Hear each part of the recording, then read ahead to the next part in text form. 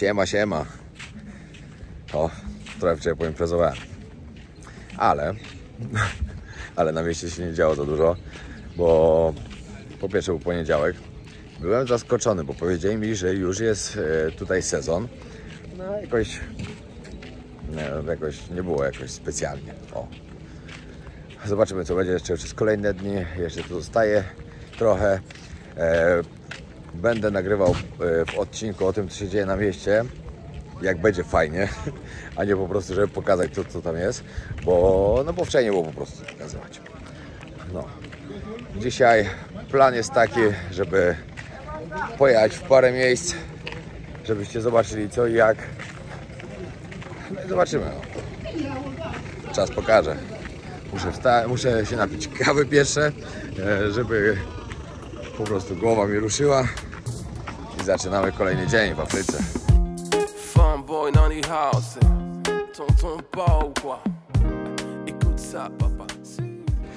Dobra, ożyłem. Już jest lepiej. Ale powiem wam, że poranek miałem taki...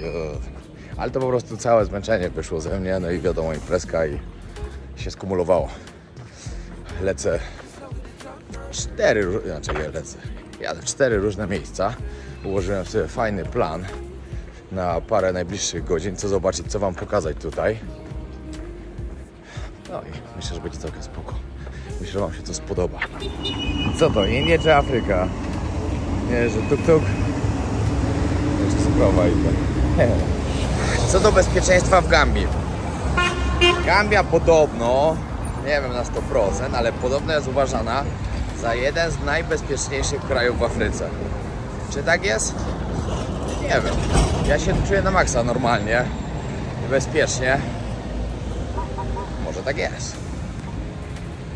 Ale w sumie się w wielu miejscach czuję bezpiecznie. Także ja może nie jestem dobrą osobą do określania tego. Przyszedłem teraz na Senegambia Craft Market. Wiadomo, że ten market jest tutaj typowo zrobiony. Oh, good. Yeah, I know, I don't need nothing. Thank you, I just want to see.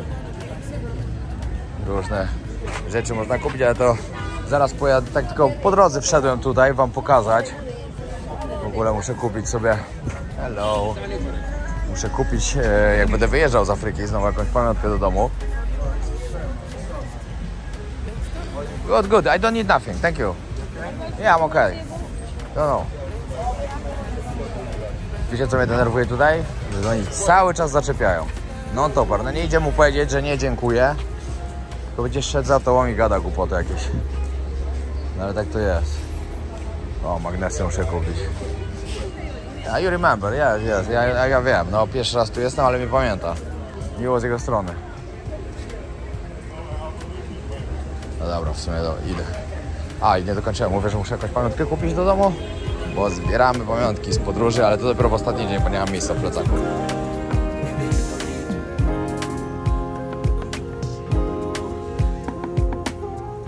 Dobra, idę się przejść do takiego lasu, czy parku. Czekajcie, tutaj? Gdzie są właśnie małpki, różne zwierzątka. Podobno można spotkać. Nie wiem, czy dobrze idę.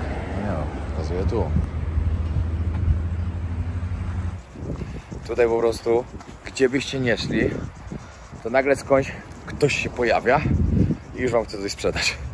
Naprawdę. Tu nie ma opcji, że jak się zatrzymacie gdzieś, to macie chociaż 30 sekund czasu, żeby cokolwiek zrobić, bo już ktoś się pojawia i coś wam musi sprzedać.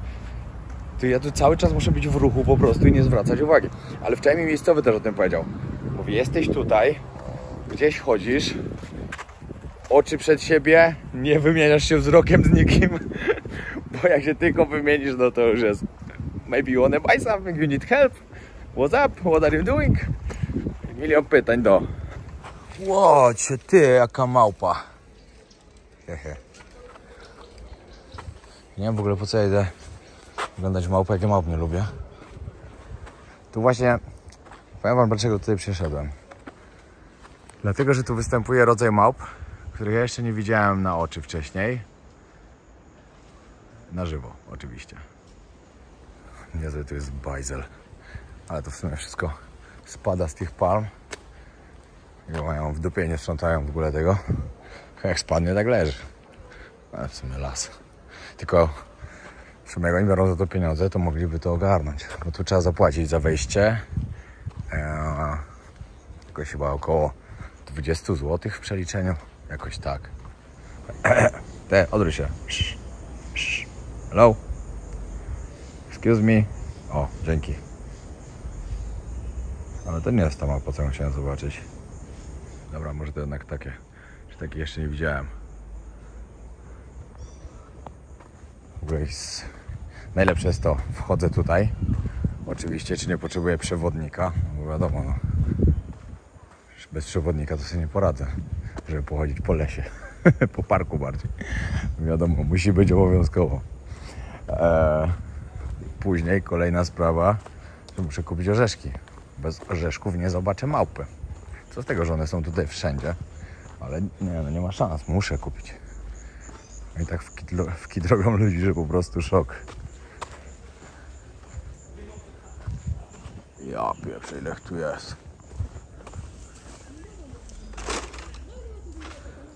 O, tu są te właśnie, które chciałem zobaczyć. Takich jeszcze nie widziałem.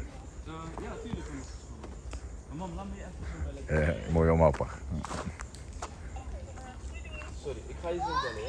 Patrzcie, jak wygląda. Patrzcie, jaka brzydka jest.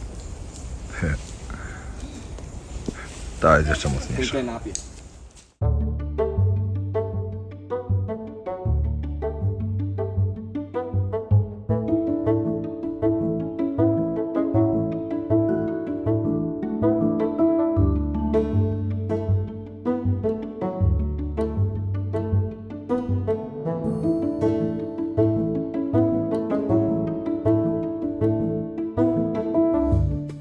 W ogóle pytałem się takiego jednego chłopaka tutaj, jakie dzikie zwierzęta można spotkać w Gambii.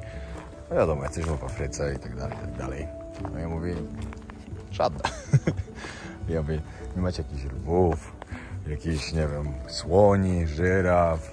Mówi, nie. Mówi, kiedyś dawno temu były, ale ludzie polowali. Nie ma już teraz żadnych. Teraz możesz spotkać jedynie małpy, krokodyle. Co on tam jeszcze mówił? Coś tam jeszcze, ale totalnie nic takiego. No i krokodyle, no to pewnie też te, które są bardziej uwięzione. Chociaż może w rzece, rzeka Gambia jest ogromna. Pewnie tam też są. I też poczytałem trochę na temat tego, jak to się stało, że taki malutki kraj, czyli Gambia, która ma 50 km szerokości, 400 długości, leży wzdłuż rzeki Gambia po prostu, otoczony jest przez cały Senegal, bo cały Senegal otacza właśnie tą Gambię. I jak to się stało, że taki kraj właśnie jak ten, tak tutaj właśnie jest, mimo tego, że to kolonizowali Anglicy, czyli Wielka Brytania, tam kolonizowali Francuzi. Podobno w Senegalu będą miał problem w ogóle, bo z nikim się nie idzie dogadać po angielsku, wszyscy po francusku tylko mówią. Więc będzie ciekawie. No i oni w ogóle sobie zrobili między sobą ileś tam lat temu taki pakt, który nazwali właśnie Senegambia. No to tak jak ta dzielnica, na której tutaj jestem. I że mają między sobą dobre stosunki, że mogą się bez problemu przemieszczać między krajami i tak dalej, i tak dalej. Ale te małpy to są inne niż w Tajlandii na przykład. Bo ja ogólnie lubię małp przez to, co w Tajlandii się dzieje. Wiecie, one tam atakują, okradają ludzi i w ogóle są niebezpieczne, tak powiem. A te tutaj? Wyfalone totalnie. Porobiłem sobie fajne zdjęcia właśnie, bo możecie sobie koło niej kłócać. Normalnie i tak przed tym, co ty, nawet nie sięgnie ręką, żeby telefon wziąć. One jedynie sięgają po orzeszki, które ludzie tutaj kupują po prostu kilogramami, one są pewnie już przejedzone. Ale no, tak to można iść na małpki. Takie małpki są fajne, a nie takie, które tylko patrzą, żeby wyrwać ci wszystko, co masz w ręce. Co jest? Co tam ciekawego jesz? A, banana skórkę gryza. Byku. Jak już mówimy o małpach i o ugryzieniach małp, to taka mała podpowiedź dla was. Dla ludzi, którzy jeżdżą do Tajlandii, wiadomo, będę mówił też o tym, bo, no bo każdy wie, że ja jestem kojarzony z Tajlandią. Jeśli ugryzie Was małpa w Tajlandii, musicie od razu jechać do szpitala, albo ugryzie, albo podrapie. Musicie jechać do szpitala, muszą Wam zrobić 3 szczepionki na wściekliznę, które są podobno niefajne, drogie. Znaczy, no wiadomo, trzeba mieć zawsze ubezpieczenie. Zawsze, nigdy nie przyjeżdżajcie bez ubezpieczenia. No ale trzeba je zrobić w jakimś tam odstępie czasowym. Także jest to problem. Także w Tajlandii od małp trzymajcie się z daleka. Byście pytali, czy w Gambii jest czysto?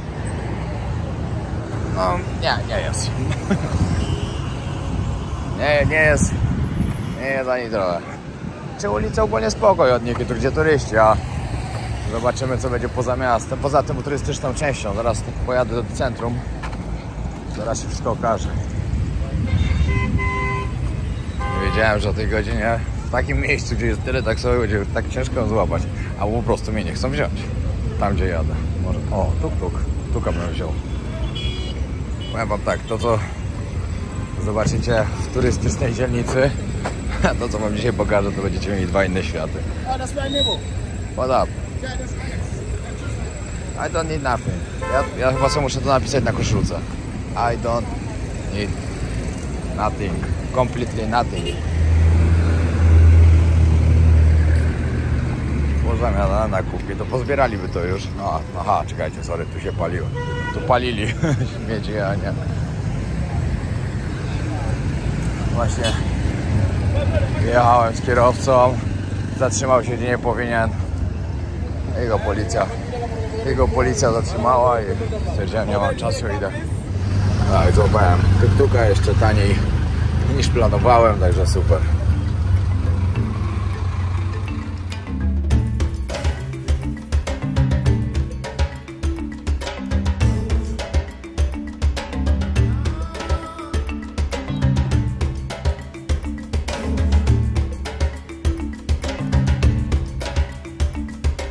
No i mogliście zobaczyć jakieś śmietnisko, tu jest wszędzie.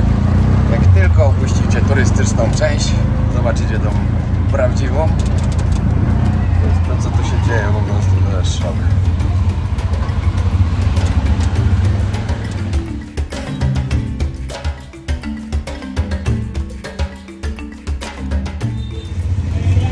No i wjechałem do centrum chyba. Takie korki tutaj, że po prostu szok. Tak to wygląda. Tutaj podobno ludzie są mili, ale ciekawe jak będzie z nagrywaniem. Tutaj dalej się nie dało już wjechać. O, apetycznie wygląda. W ogóle tutaj w tej części to już jest bardzo ciężko w ogóle jakiegokolwiek turystę zobaczyć. No ja jeszcze nie widziałem ani jednego, ale ma dziecko fajne plecak. Ja nie widziałem jeszcze ani jednego totalnie. Market, na który przyjechałem zobaczyć. Podobno jak ktoś lubi lokalnie, to warto zaglądnąć. To jest tak na maksa lokalnie właśnie.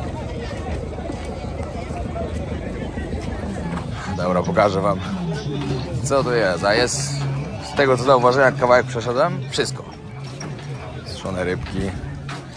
Ale syf tu jest taki mocny. No i potwierdziło się to, co mi mówił kolega. Tam gdzie są turyści, to jest tak jak jest. Tam są przyzwyczajeni, ale jak pójdziecie już gdzieś dalej, to ludzie strasznie nie lubią tutaj jak się nagrywa.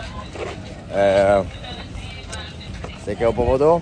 Oni tu podobno wierzą w coś takiego, że to odbiera duszę, wiecie, jakieś robienie zdjęć, filmów. Nie wiem, no dziwną akcję mają z tym.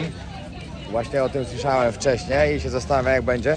Jak wszedłem tylko na targ, to cały czas po prostu.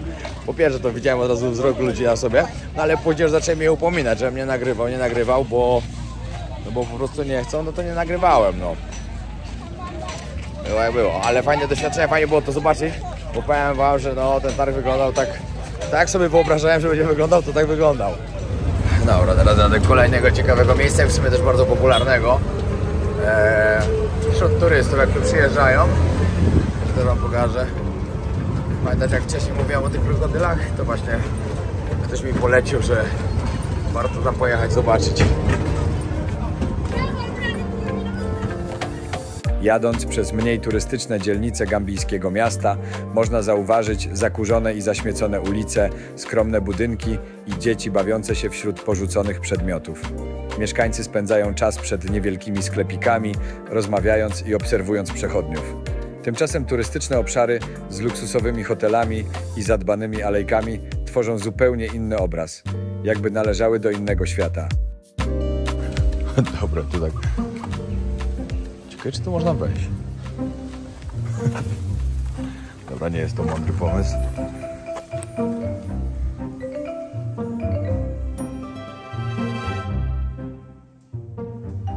Nie, to jest mocne. To takiego dobrego ogrodzenia też się nie widziałem.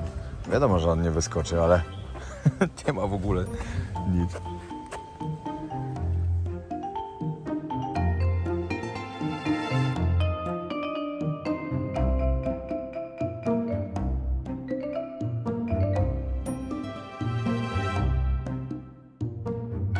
Ej, ja sobie robiłem jaja, czy naprawdę tak samo można z nimi chodzić, pomiędzy nimi łazić, a tu się normalnie wchodzi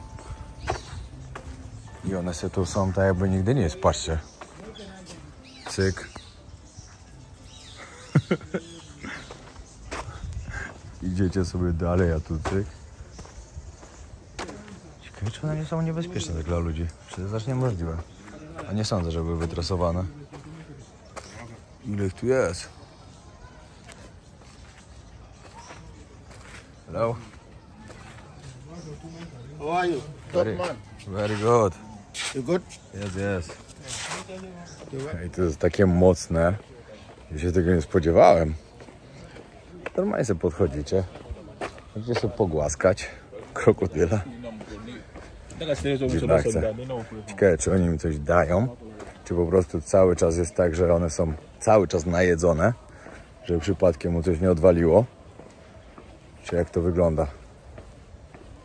Patrz, przecież to mogą wychodzić normalnie i tam już jest pola.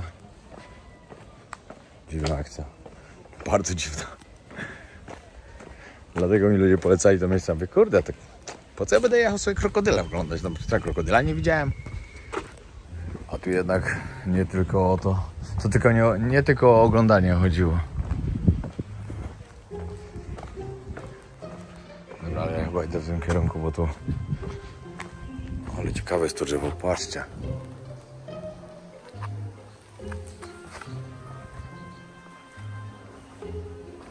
Niesamowite. Jak w amazońskiej dżungli takie były.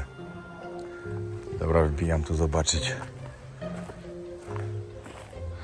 Teraz jak wiem, że one są tu wszędzie, to powiem wam, że teraz to tak pewnie sobie tutaj nie chodzę jak wcześniej. Myślałem, że będę chodził.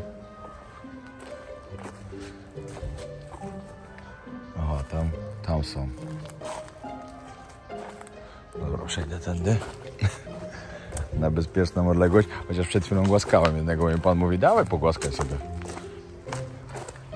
Ale akurat się nagrywałem na TikTokach, w ogóle właśnie mi 250 000 obserwujących na TikToku walło, także dziękuję wam za to bardzo. Tam sobie leżą.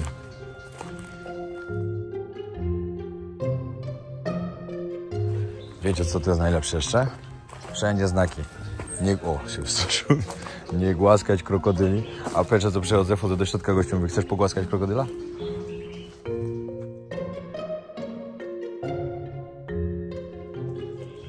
Pomyślcie sobie, że płyniecie i nagle nagle was przez przypadek po nodze na przykład smyrnie.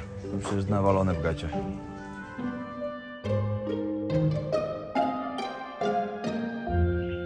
To krokodyli tutaj mają.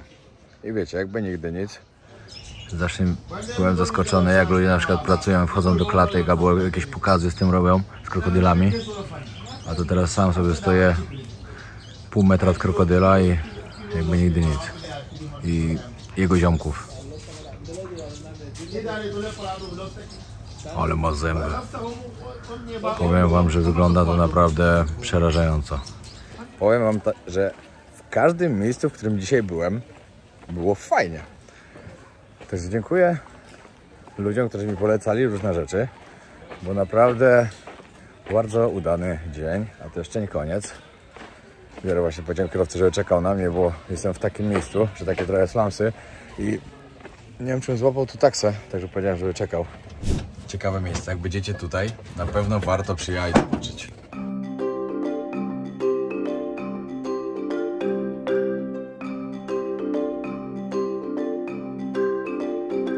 Właśnie widziałem, że wielu z Was wczorajszy odcinek przypadł do gustu. Wiele osób było zaskoczonych tym, co się działo. No, znaczy, co się działo, co tam opowiadałem, co tu się dzieje, a nie co się działo. No, też byłem zaskoczony.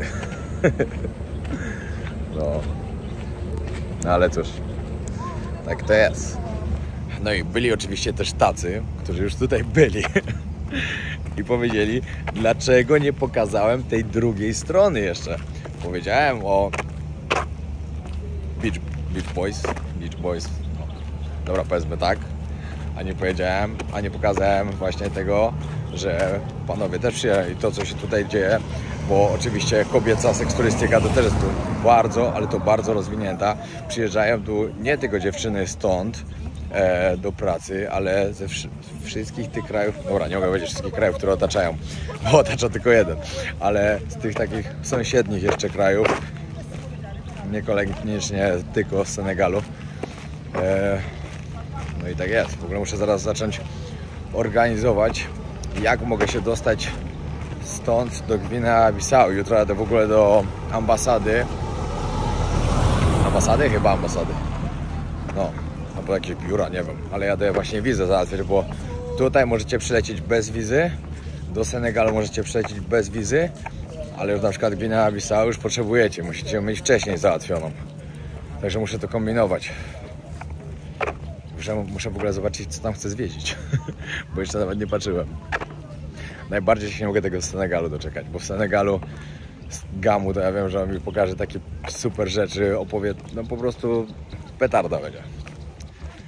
Także super. Zachód słońca właśnie się robi, jedę na plażę. Zjem sobie jakiś obiadek przy zachodzie. No, myślę, że to będzie idealny. Aha, no to będzie w sumie stolik wolny.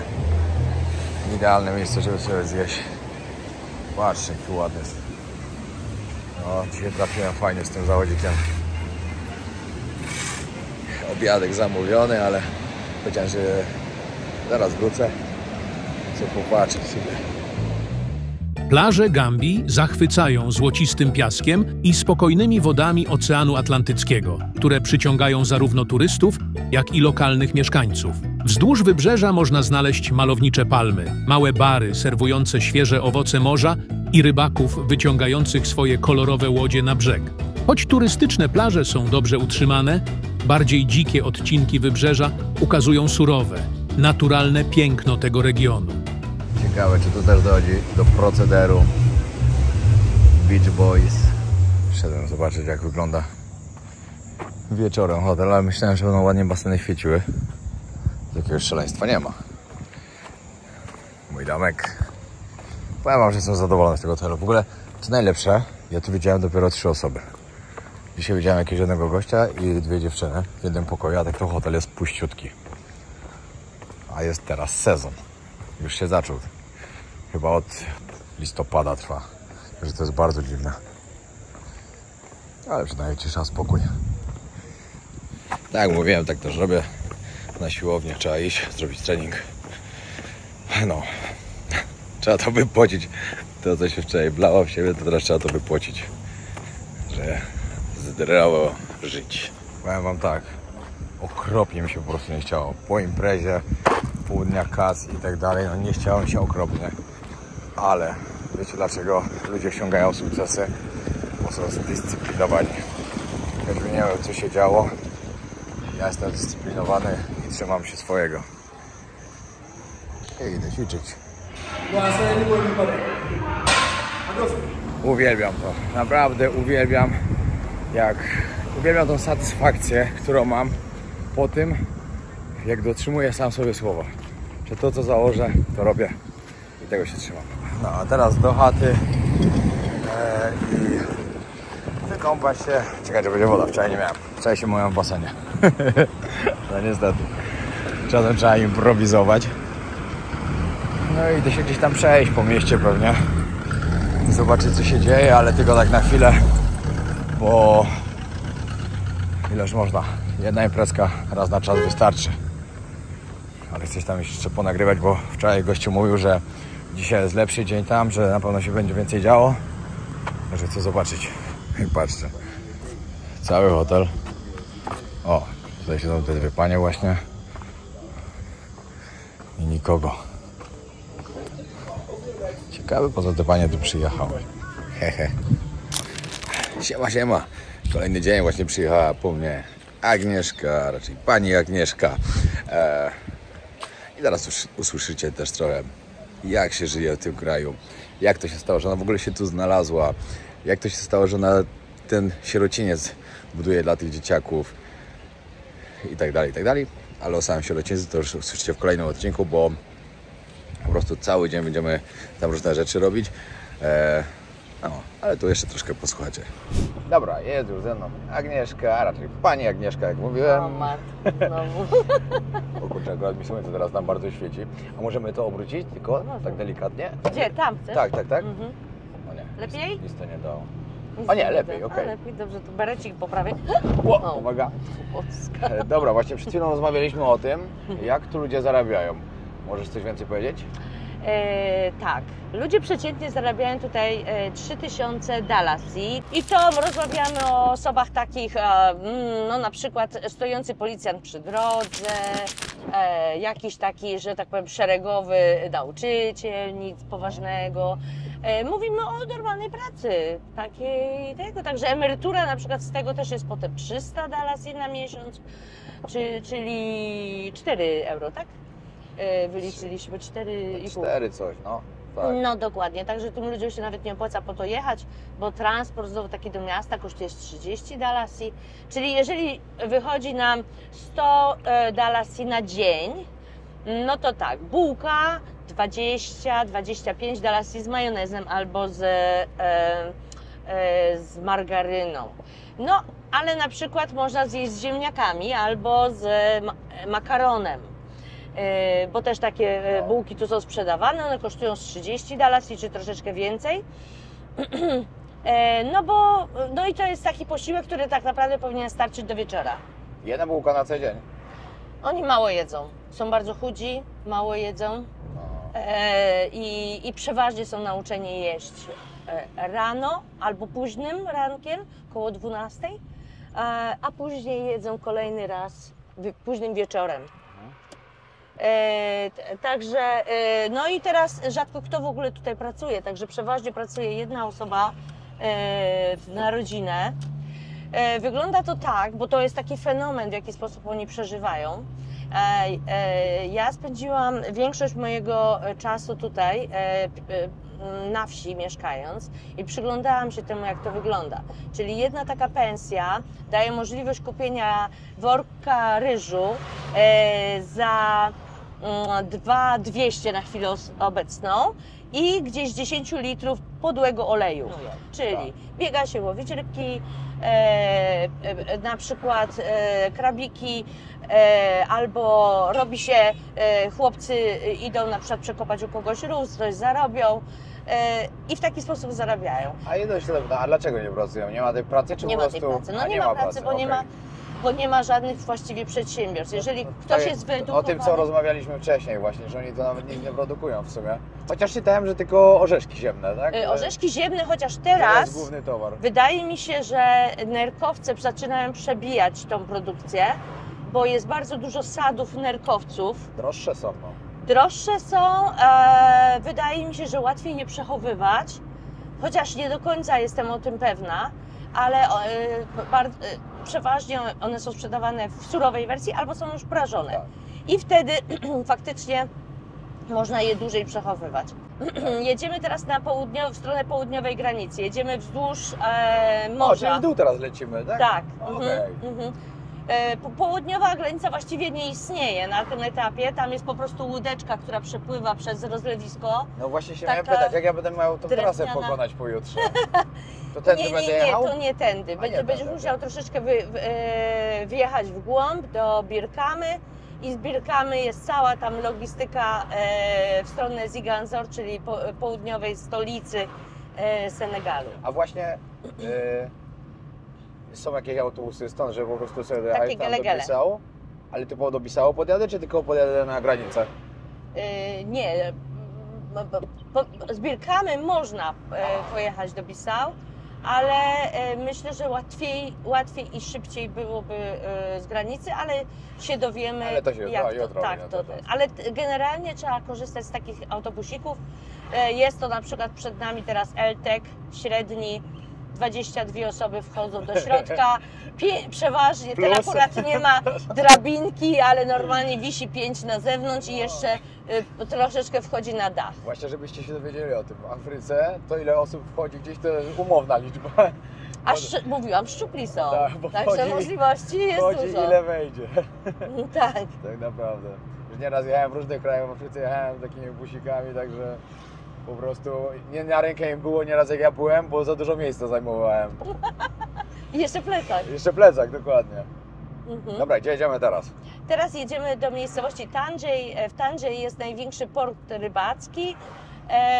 Naszym celem dzisiaj jest sierociniec, którym się opiekujemy, Tak. który, że tak powiem, wymyśliliśmy, kształtujemy i do Tangier jedziemy na zakupy. Dokładnie tak. Dlatego, że za każdym razem, tak, jak jedziemy do sierocińca, no to staramy się kupić jak najwięcej jedzenia. Patrzcie tu.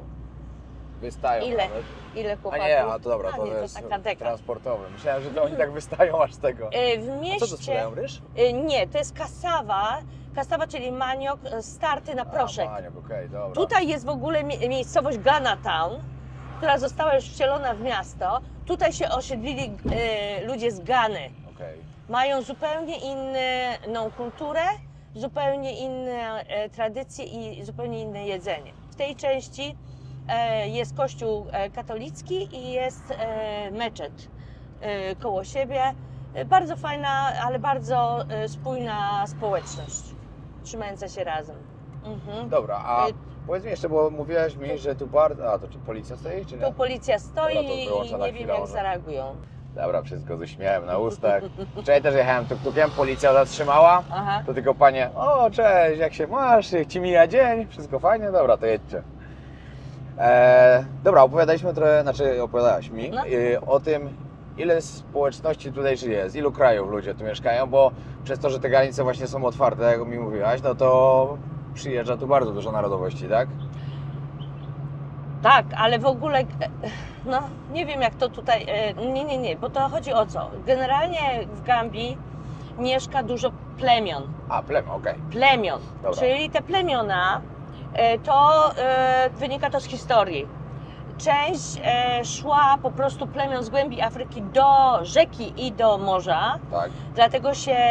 dlatego się osadzali i mieszali, ale też część została tu po niewolnictwie, czyli jak skończyło się niewolnictwo i zaczęli, o jest, sorry, dziura, i zaczęli odsyłać ludzi z powrotem, to ci ludzie tak naprawdę nie wiedzieli skąd oni pochodzą, nie wiedzieli, no po prostu wysadzili w Afryce, to oni poszli w jakieś tam miejsce i się osadzili. Zostali, no. Dlatego mamy tutaj 9 plemion, tak jak ja naliczyłam, które porozumiewają się odrębnym językiem. Czyli Okej. oni między sobą się nie do końca rozumieją, tak? A oprócz tego, ze względu na to, że od 2017 roku, załóżmy, mamy umowną demokrację, no to też w Gambii zaczyna być bardzo dużo narodowości, typu Nigeria robi tu biznesy, sprzedaje części samochodowe, Sierra Leone, dziwne kombinatorskie biznesy, no i prostytucja. Oczywiście też jest Mauretania to małe sklepiki okoliczne, jak również inwestorzy, Libia, Hindusi, Chińczycy. O, Hindusów widziałem właśnie też. Budowlankę trzymają tak, no. na przykład. Dobra, wjeżdżamy tu właśnie do tej miejscowości, która nazywa się Tangier. Tutaj widzicie już busiki, które jadą pewnie w każdą stronę, zapakowane po brzegi. Tak, tutaj jest fabryka chińska mączki rybnej, jedna z 3. Próbowali ją podpalić parokrotnie, bo ich świadomość, że tutaj mielone są ryby na mączkę i sprzedawane potem jako karma dla psów i kotów, to i strasznie ich bulwersuje, bo tutaj są, kto się zajmuje rybołówstwem czy w ogóle łowi ryby, to wie, że ryby mają swoje sezony i bywa, że ryb nie ma, a te kutry Chińczyków wypływają daleko i zabierają im dużą rybę i mielą na mączkę i to jest takie dla nich ciężkie do przeżycia i do zaakceptowania. Ale oni są tu ogólnie otwarci na te inne społeczności, czy raczej się nie lubią nawzajem? Nie no, to są w ogóle bardzo mili ludzie. No właśnie czytałem, że to jest w miarę bezpieczne, że ludzie są też właśnie mili. Tak, naprawdę, chociaż ja ich podziwiam za ich otwartość, bo rzadko kto tu przyjeżdża z dobrą taką intencją. Two big one with milk. Dobra. Yes. Oni tu mają... Czego oni dodają do tej kawy? Bo to jest specjalny kardamonu, i, właśnie. Kardamonu i pieprzu. I oni ją gotują. No. To nie jest parzona kawa, oni ją cały czas gotują. Widzicie, Czy ona się cały czas gotuje, podgrzewana. Sugar, yeah, a little bit, please. Yes, it's fine, it's fine. Patrzcie, jak kobieta ma na głowie. A, i tak przelewają. Właśnie ja wcześniej też piłem podobną w Sudanie, tylko tam też tam nie był kardamon, tylko tam dodawali... No, we don't need. Because it's plastic. Jak to się nazywa? Jak się nazywa to takie ostre... Tam dodawali imbiru i ta kawa była taka nie za ciekawa. Patrzcie w ogóle jaką ma koszulę lokalną. Wiecie, muszę się trochę w tłum po prostu Tak. bić. Bardzo ładnie. Idziemy na targ rybny. Zobaczcie, jak tutaj leżą wysypane. To się nazywa bonga fish. Taki Okej. u nas śledź. Śledź, okej. I oni to sprzedają typowo na kilogramy, czy na sztuki, czy... Na taczki. A, na taczki. Proszę 2 taczki ryby. A, no tam, tak kolejna taka wielka kupa tego leży. Idziemy zobaczyć właśnie. A, są, tylko Tak? też uważaj z tym na ten, bo wiesz co, najlepiej tak robić, że wiesz.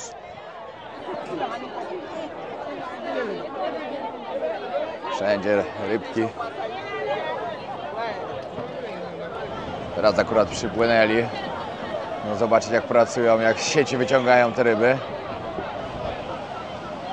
Te osoby, które wchodzą do wody z koszami czy z wiaderkami, tutaj wygląda to tak, że duża ryba jest oddzielana i ona, załóżmy, jest policzalna. Okej. Czyli oni wiedzą, że na przykład za to chcemy pieniądze.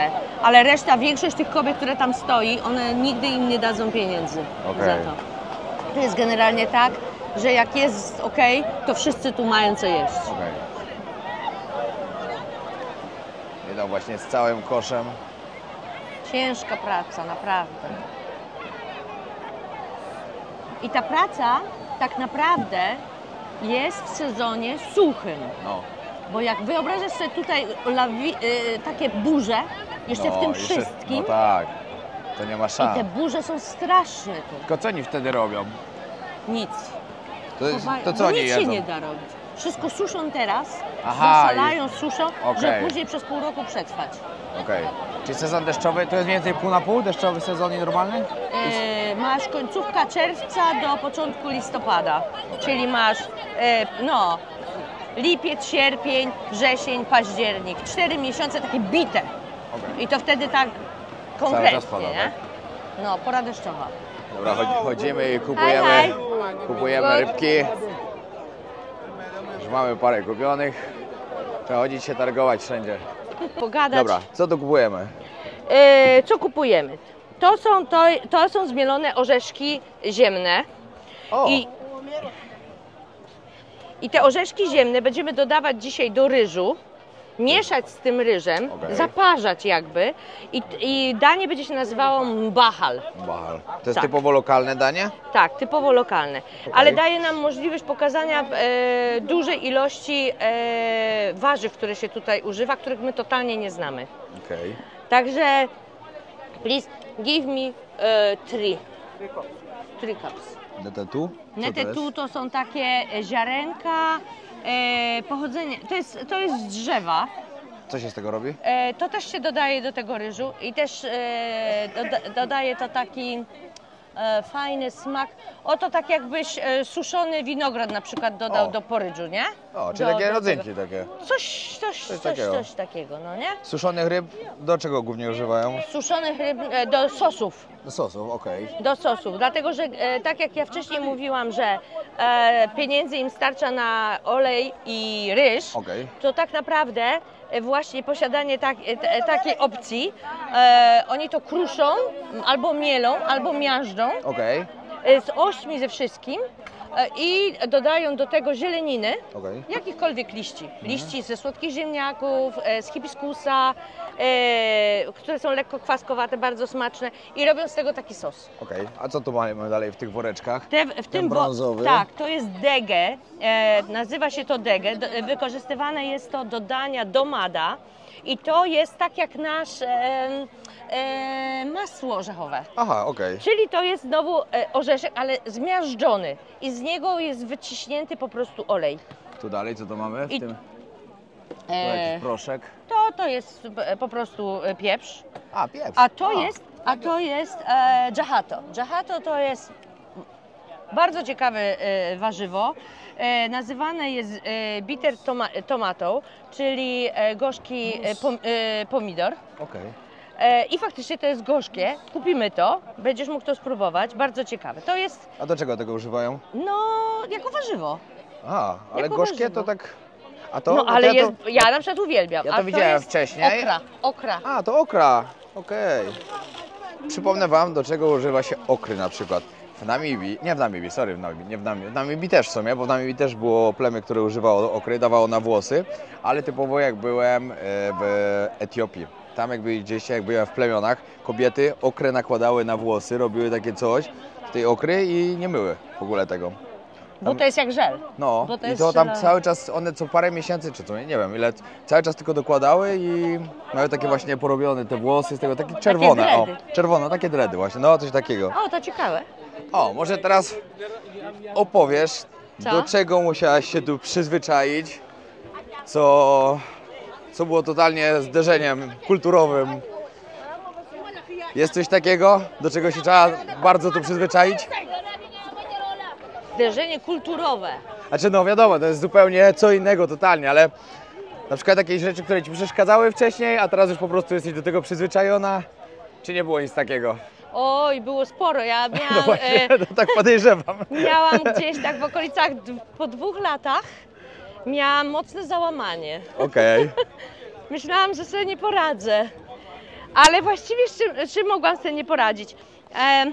Potraktowałam pobyt tutaj jako wyzwanie, Okej. jako moje drugie życie, Okej. ciekawostkę totalną, dlatego jak zaczęłam mieszkać na wsi, jak nie miałam tego prądu przez 4 miesiące. Właśnie o tym może wspomnimy, jak przyjechałaś, Tak. to mieszkałeś w domu, w którym w ogóle prądu nie było, Nie, tak? nie, to jest bardziej skomplikowane, Czyli- ale aha. chodziło o to, że to ja podeszłam do tego tak, że jeżeli oni sobie radzą, to ja też muszę sobie poradzić. Tak. Przez 4 miesiące schudłam 16 kilo, Ojeju. ledwo żyłam.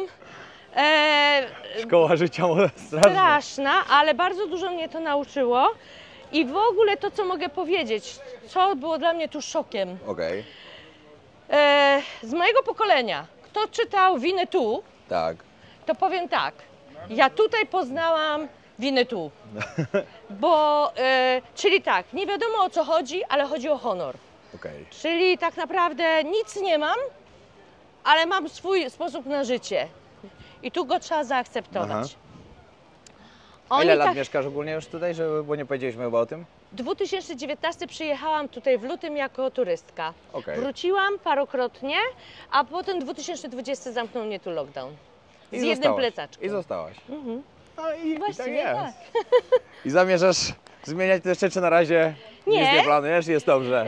Podróżowałam wcześniej dużo w życiu i zaczęło mi przeszkadzać to, że wysiadam z samolotu Okej, i muszę sobie wszystko zorganizować i nie wiem, gdzie jestem. okej. I właściwie za chwilę muszę wyjeżdżać. I doszłam do wniosku, że chcę sobie znaleźć miejsce takie, w którym będę się czuła jak w domu.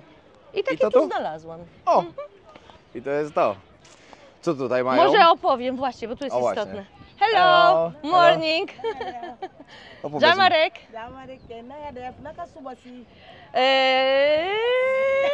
Nakasubasiya. Dengan duga. Oh, Yang dia togok super kanja. super kanja. I know the super. Ni super kanja, cep. Ona wymienia dania, Okej, które się do z tego których robi, tak? Super kanja, ciep, Wah. ciep, yeah. A dobra, to Ła, może jest powiedzmy o tak. tym, to, super, to pierwsze, to co to jest? Yang ketang nada. Nie, Okej, bahal. Wah, Bahal, bahal. Bahal. Dobra, no to co? To tak, typowo suszona ryba. suszona albo solona ryba. Okej. Bahal. Tak. Bahal. Mhm. Suszona albo solona ryba, albo wędzona. Za chwilę przejdziemy do wędzarni. Jak oni Czyli to mają suszą tutaj? trzy opcje. Typowo na słońcu? Typowo, Na czyli słońcu. sypią solą i suszą?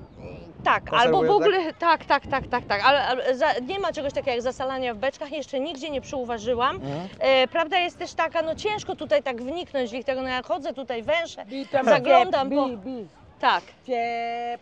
ciep. Cep, wah, cep. Yes, Wah, yes, cep. you are Ni right. dengan nyebe, nyebe. Niebe, I know, niebe, ja? Wah, bi nyebe, a cep. Mhm. Wah. To są dwa dania, niebe i ciep, Okej. do których się też używa właśnie rybę suszoną. Oni też, całą taką suszoną rybę, oni też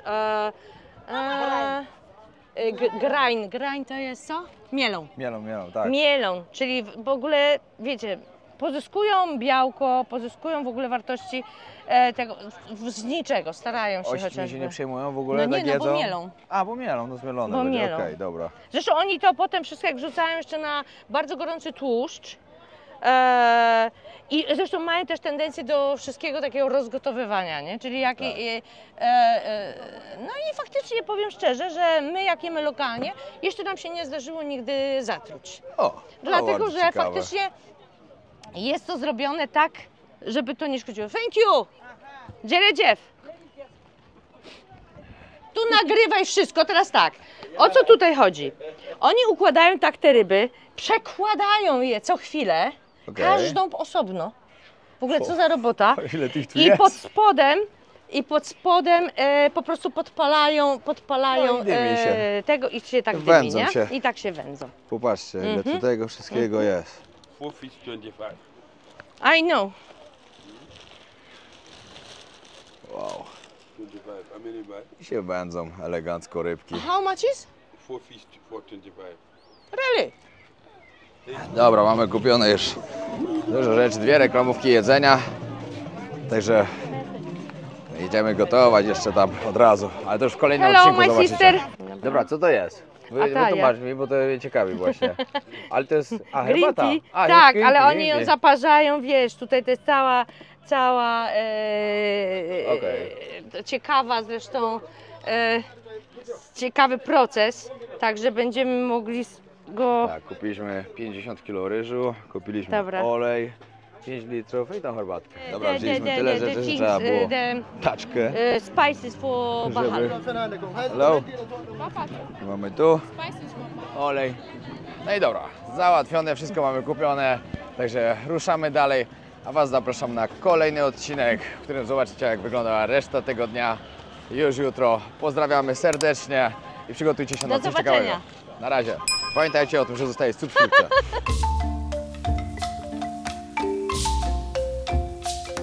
Tutaj nam właśnie chłopak pomaga z taszką. Nie ma lekko. Dobra, pozdrawiam.